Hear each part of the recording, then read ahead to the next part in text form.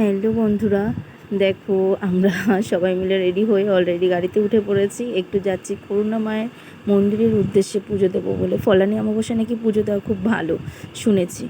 তো এসে গেছি যথারীতি। দেখো তোমাদের দাদা ভাই এখান থেকে ওই ডালা কিনছে। অলরেডি আমরা সব নিয়ে এসেছি, শুধু এই টেলিগুলো বাকি রয়েছে।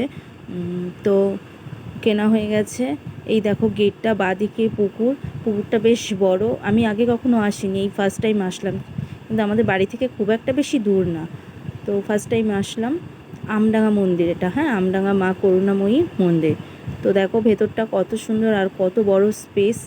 আমার তো খুবই ভালো লেগেছে। মানে পুজো দিতে আসলে পরে এই জায়গাটা বেশ একটু মনটা শান্ত হয়ে যায়। এমনিতে যেখানেই পুজো দিতে যাই না কেন মন তো একটা অন্যরকমই হয়ে যায়।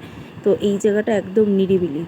তো আমাদের পুজো দেওয়া হয়ে গেছে অলরেডি। আমার শাশুড়ি মা যাচ্ছে, আবার একটু বাই বাই করলো। এই দেখো মন্দিরটা, ভেতরেতেও পুরো ফটো তোলা ভিডিও করা নিষেধ, তো সেই কারণে আর করলাম না।